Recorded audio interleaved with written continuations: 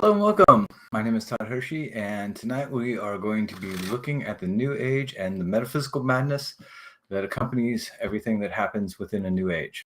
So, before we get to the video, I'd like to clean up some old business based upon the last video that I did, which was the big squeeze, in which we talked about economic conditions, and those economic conditions are now coming to fruition. We're seeing the Fed raise the interest rates again. They're going to raise it again and again and again. So please be aware of that. Please know that inflation is not going to stop anytime soon. So please do what's necessary to keep yourself above water. Feel free to watch the video if you like it. Feel free to like, subscribe, and do all the other good things that help us out here. And let's get into the metaphysical madness of the New Age. Okay, so the New Age metaphysical madness is kind of it's a fun topic for me, because for most of my life I've been having to deal with people who are, shall we say, fun to talk to, for lack of a better term. I get a lot of people who say, oh yeah, I had this great experience, or oh yeah, I had this horrible experience. And tonight what we're going to do is we're going to help you figure out how to have the best experience, metaphysically speaking, spiritually speaking, as possible. So we'll go into what it's going to take for you to stay on the right side and get a good experience versus what it's going to happen if you get the bad experiences. So you'll how do I say this? You'll be able to tell real quick after tonight's talk. So the first thing we're going to get into is the platitudes, the metaphysical doublespeak. One of the best metaphysical doublespeak is if it's meant to be, it will be. And that is something that I absolutely hate more than just about anything you could imagine. It's the stupidest thing I've ever heard. So if I sit over in that corner and I'm supposed to be thin, that's going to happen, or rich, or marry somebody absolutely amazing, I could just sit in the corner and they're going to come to me. We used to joke about how, whenever you called Domino's, Brad Pitt would never deliver the pizza. It's the same thing here. If it's meant to be, it will be, is stupid. The actual version of it is, if it's meant to be, it will be, comma, provided I do the things to make that necessary, to make that happen. You got to do the things to make it happen. Okay?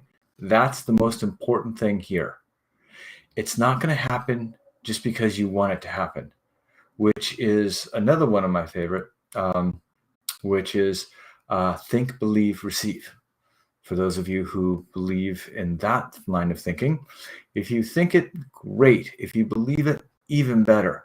Now go out and do something to make it happen, because if you don't, you're going to get screwed. You're just going to sit around and wonder why Brad Pitt never came with your pizza, and that's the reason why you're not married. It doesn't work out. See it, believe it, do something about it. It is intention plus action that gives us our outcomes. Not intention plus, oh, I hope this happens. Oh, I really do hope this happens. That never works.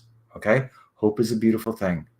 But don't let hope destroy your dreams by thinking that you don't have to do anything. The next big platitude that we have is that there is a reason for all of this. For you, for me, for the world, for everything that's going on in the world. Yeah, it's true. There's a reason for all of it. And you may never know what that reason is. We just don't. We're not God.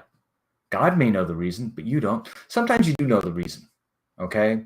Like, for example, you bet $300 over the last hour in a blackjack table, and you're going to get it all back with one big hand, so you put $700 down, and that's the reason why you're broke tonight. Sometimes we can actually trace those reasons back to a specific action. Sometimes we can't. But there is a reason for everything. That is true. And in the metaphysical world, what you're going to want to do is you're going to want to have somebody help you with those reasons to figure out what those reasons are. Astrologers, intuitive people, doctors, auto mechanics, accountants. Wait a second. Accountants, auto mechanics, spiritual? Yeah. Haven't you ever heard of Zen, the art of motorcycle maintenance? There's as much Zen in a mechanic as there is in a philosopher, provided the mechanic will want to go there. provided that the philosopher goes there. Never judge a book by its cover. And when you start looking at things, start asking yourself, what is the reason for this? And be open. Most people love judgment, okay? Because thinking is hard. Thinking is, I get it, really difficult. Judging. You're a Republican? Aha. You're an idiot. You're a Democrat? Aha. You're a fool. It doesn't work that way. There's a reason, but find the reason by talking to the person, seeing the person, observing the situation. There is a reason for all of this, and it's the smart people who know that it's usually a combination of sources that makes something the way it is. Just like you're a combination of sources, how you were brought up, where you were brought up, by whom you were brought up, the schooling, the education, the society that you were brought up in, all plays a part for you to be who you are today. The last and final one is the one that really irks me most is, well, that's just God's will. Really? So that's what's God's will. Starving children? Stage 4 cancer? Huh. Okay. See, a lot of people blame things on God's will for one of two reasons. One, they want you to get to do something, or two, something so shitty has happened that they don't want to explain it. And they just throw it off to God.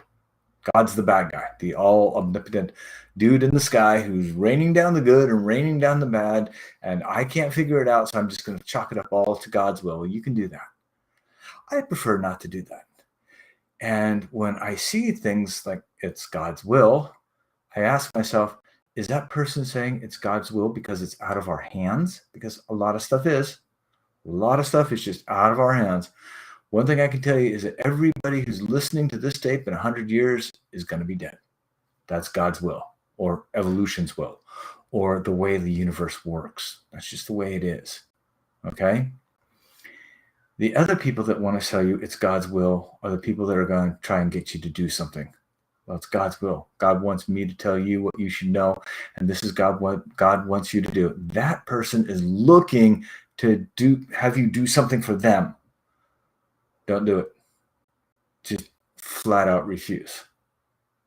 You're not going to do yourself any favors, because this person, once they get you to do A, will have you do B, and then C, and then D, and then E. If it is your will, if this is something that you want to do, then yes, by all means, go do it. You want to feed the poor? Fantastic. You want to heal the blind and help the sick? Fantastic. Go do it. Enjoy it. You want to help the poor? Fantastic. Give somebody on the street $5. Better yet, give them a sandwich. Talk to them. See how their day is going. Be careful.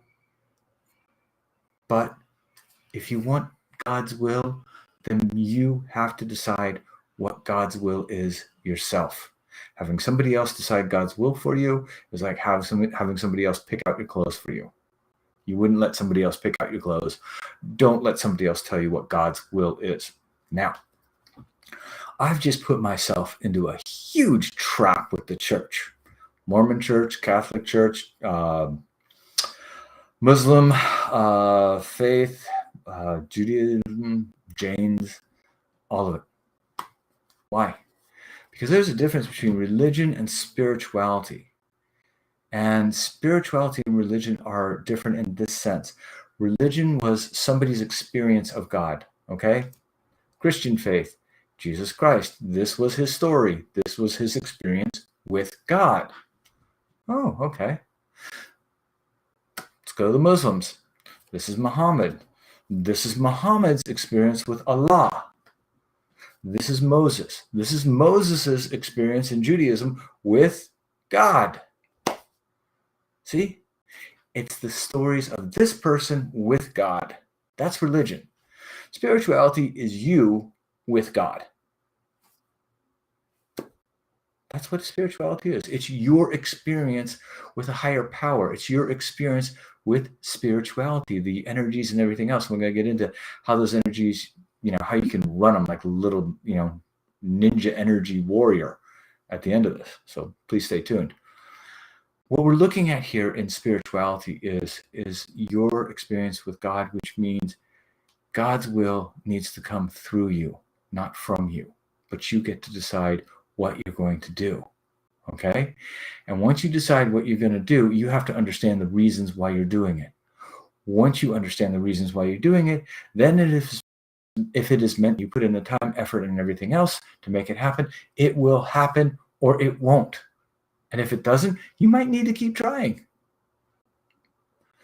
Sometimes you don't break the, Olympic pole vault record on your first jump. Sometimes you need a couple jumps. But before you break that record, you're going to have to spend a lot of years practicing to break that record. And that's the secret of life. Finding what you do, finding what you love to do, Finding out what you love to do is so important. Why? Because what you love to do is never a bad idea, provided it is beneficial to yourself and the people around you. It is complete, utter, and nonsensical bullshit if what you're doing is hurting yourself and hurting the people around you. You don't get off that easy. I like to drive 190 miles an hour down the freeway. Bullshit. No. We have a group of laws that say that's insane. You're going to run into the back of somebody. People are going to die. Kids are going to grow up without parents. A lot's going to happen. Okay? There is the belief system and there is the bullshit system. The bullshit system is the system that has you doing things for other people that give you no benefit, but only benefit them. The belief system that benefits everyone is a belief system. How can you tell? Great question. The way you tell is, can you come and go? Are you part of a cult? I don't know. Let's see. You look like you, sound like you, and dress like you. Can you leave? No? Okay, you're part of a cult. Can you have a different opinion? No? You're part of a cult. Can you get the idea. If anybody says anything bad about the leader, bad about the religion, then you're an extremist situation, and you need to get the hell out of there. You'd be amazed at how many churches, synagogues, mosques I've been to in my life, and 99% of the time I'm welcomed with open arms. I say, hello, my name is Todd. I would like to look into your belief systems. Please come in. Let me show you. It's wonderful. And you get to learn so many things, so many amazing things. And when you come from a place of peace and love, and they come from peace and love, then you don't have the system of bullshit. You have a system of beliefs based upon love, caring, and giving. And that's what you want. You want that system of love, caring, and giving. You want that peace when you come into that place. You want to feel the peace. You want to feel the awe and the majesty. When I went into the Dome of the Rock, I felt it. When I went into Westminster Abbey, I felt it. When I've been to different Zen Buddhist monasteries, I've felt it. I've had great exchanges and dialogues and expressed to you enough that it's so important to get so many different ideas from so many different places. That's what makes you a well-rounded person. That's why you want to travel. That's why you want to go to different places, talk to different people. That is a spiritual path. That is a path of enlightenment. It is a path of growth. And it's a path that you will never, ever regret. And when you talk to these people, ask them the hard questions. Ask them to verify it for you. Pax verificata. Does anybody know what that means? Well, for those of you who don't speak Latin, Pax verificata means peace through verification. Don't believe somebody just because they say this is what it is. Verify. Peace through verification. Okay? And once you do that, you're going to have to check that against what it is that you know. Because they're going to be telling you something, and you got to ask yourself, well, does that fit in with me or does that not fit in with me? What do I know? Who am I? Because I know different things than you know. I know a lot of different things than me.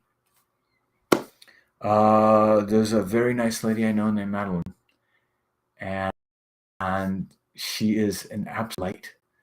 because her sense of style and her sense of just wonderfulness is, it's not to be believed. When you around her, there's a genuine feeling about her.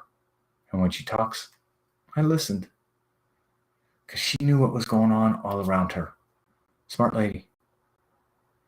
But I would ask her questions about this, that, and the other thing. And I checked what she said against what I was seeing. And you know what?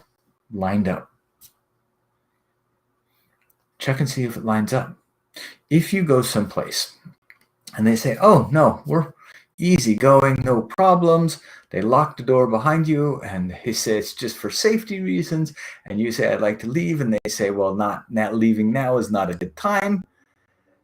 You better realize that right now you're being held captive and a prisoner. And you might want to start thinking about how you're going to get out of there. Because most people will try and trap you. They try and figure out what you want to do. How do I say this? They figure out what you want to do, what you want to be, where you want to go, the things that you want, and they'll offer it. And they'll offer it a lot of times at a price that's too good to be true. And then you're stuck. Doors locked behind you and there's nothing you can do. You can't get out. Recently, I've had one person who was extremely nice, and they wanted to help their daughter, who's in a physical situation that is very distressing for them. And so they put their belief in somebody who told them that they could heal the daughter, that they'd be able to heal her with this, that, and the other thing. It was just too good to be true. And unfortunately, it was too good to be true. And there's a lot of people that are going to give you a lot of information that's going to be too good to be true. When you're hearing something that's too good to be true, remember it falls under that category. If it's meant to be, it will be bullshit. If your daughter's meant to get healed by just me hovering my hand over her, she will be healed. Bullshit.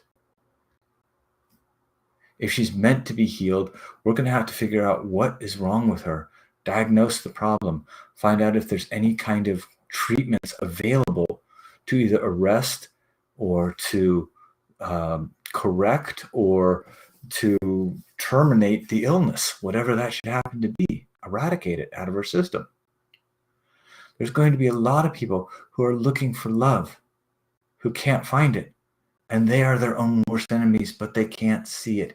And the reason why they can't see it is because what they're seeing is that they're seeing people saying, oh yeah, you're so great, you're so wonderful, you're absolutely amazing. Anybody would be happy to have you. But in reality, nobody's taking them up on the offer.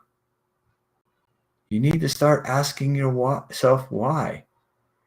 And then with that, you got to start asking yourself, okay, well, maybe I need to check on what's going on inside of me, what I'm doing, where I'm going, how I'm being in relationship.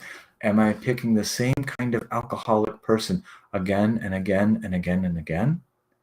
Am I picking the same kind of person who needs help and I'm a helper, so I just and end up breaking up with me because they're tragically have intimacy issues and they're never going to get with anybody?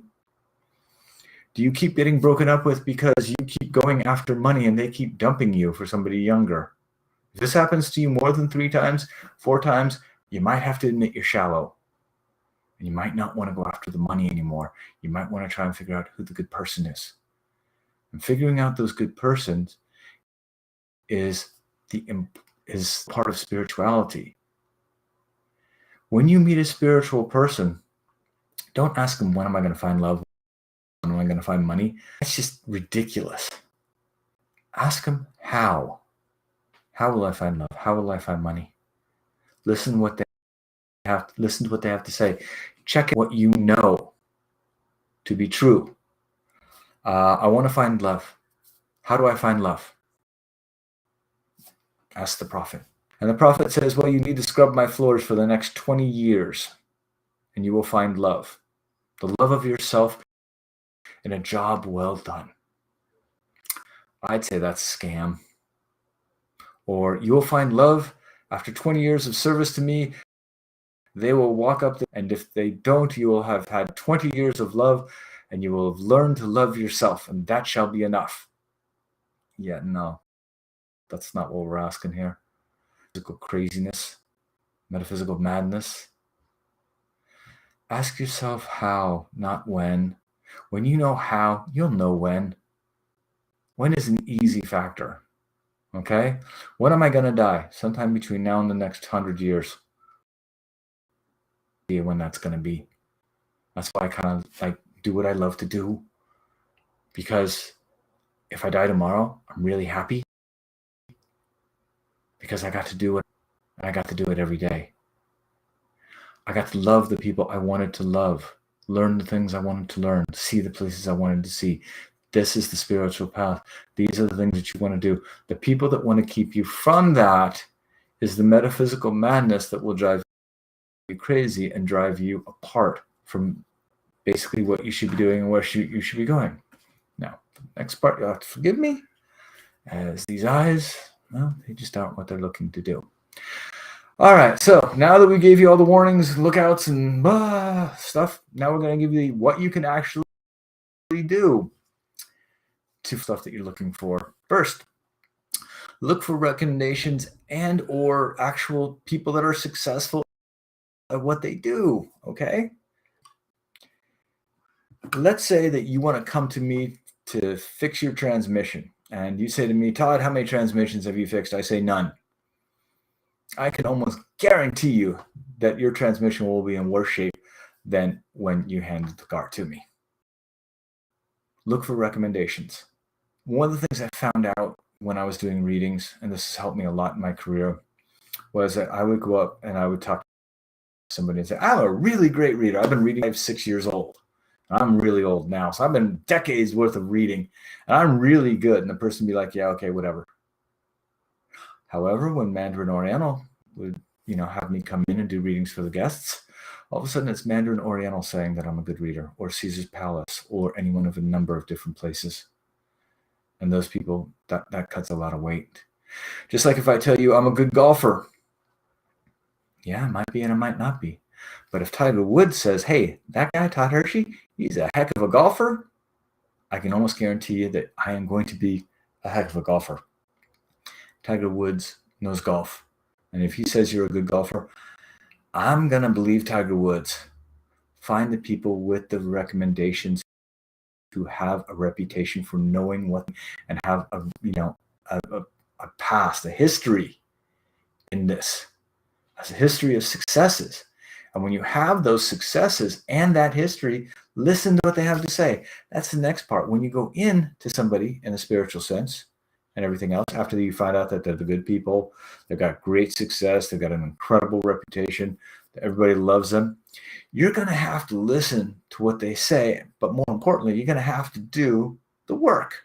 You're going to have to put in the work after these people tell you what to do. You don't get a personal trainer to go to the gym to talk about the football game last night.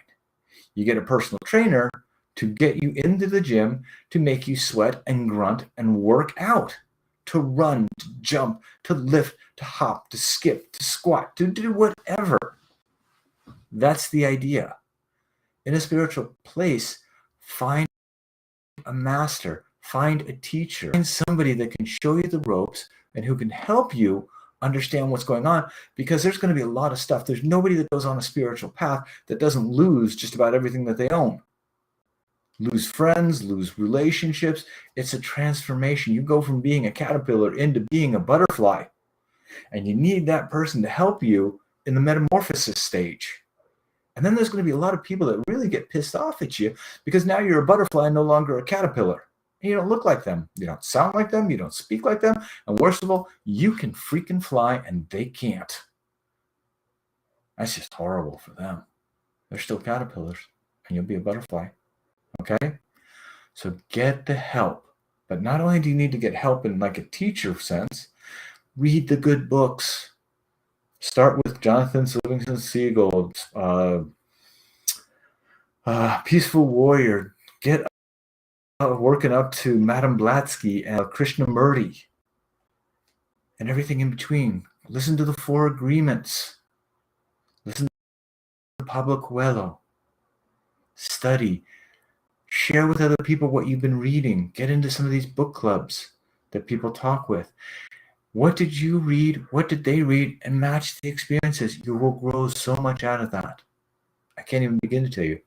The other thing a teacher can help you do, a spiritual teacher, help you grow physically, emotionally, mentally, and spiritually.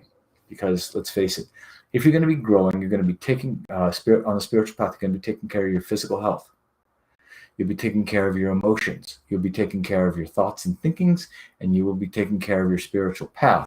Physical, what I eat, drink, sleep, how I feel, all of that stuff. The physical body has to be taken care of. Emotionally, am I with toxic people? Is that person a narcissist? Are they a kind person? Are they a loving person? Is it as good for them as it is for me? Is our relationship reciprocal?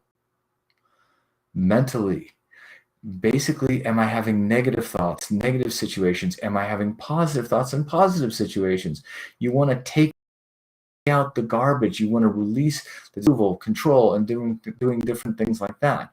Usually approval is associated with emotions. Control is usually associated with thought and thinking. You need either of them with anybody outside of yourself.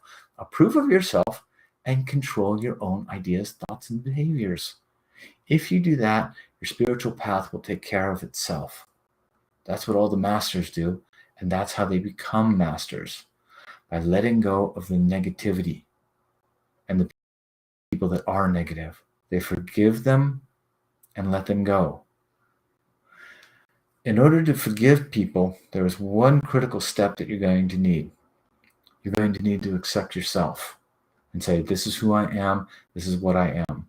For those of you who don't know how to do that, I got a whole process called SAGE. You can go look it up on my website, toddhershey.com. There's a whole process there for you. And by the end of it, you will know exactly who you are, physically and spiritually. You will know your intentions, what actions you need to take, and what outcomes that's going to get you. You'll understand why you did it, and you'll understand what you need to do while you're on, because that's going to be who you are, is when you do all of those things. And when you do all of those things, and you accept who you are, yourself for the things that you've done, then you can let go of the negative. You can concentrate on the balance that you have or need in life, which is physical, emotional, mental, and spiritual. And if you get stuck, get help, okay? When you get that help, have the person help you put effort to move past your blocks, resistance, and different things like that. And when you do, you will find the success that you're looking for. It's difficult, but you just have to go do it. Now, there's an old quote that I like from Viktor Frankl, and it says, when a person can't find a deep sense of meaning, they distract themselves with pleasures. Now, oh yeah, I haven't taken my turn at pleasures, from alcohol to cigars to people. And by people, I mean my pleasures, my greatest pleasures are the times that I spent like way late at night, like 2:00 in the morning, talking with somebody, or meeting somebody at a little cafe like 4,000 miles from my house and talking to them. The greatest pleasures that you're ever going to find are connected. And those connections can happen physically, emotionally, mentally, and spiritually. And when you connect with somebody in a meaningful way, in that level and in that way, then you don't need the excess of pleasures, like too much smoking, too much drinking, drugs, gambling, alcohol, whatever it is, physical contact with somebody else. When you overindulge, it means that usually you're missing some sort of a meaning to your life. And the best meaning in life is to know that you are on a sacred path, a spirit in which you are here to develop everything that you can be, all that you are, and share that with the world in the most positive and loving way that you can. All right, I've hit my 30 minutes, which means I've got to get off this thing. If you have any questions, please feel free to contact me at todd@toddhershey.com. If you like this and you want me to keep going, please feel free to like, subscribe, and do all the other good things. If you have any comments, please feel free to leave them below. I'd like to thank you all for listening, and I wish you all the best of luck in the new Aquarian age. All right. Take care, all.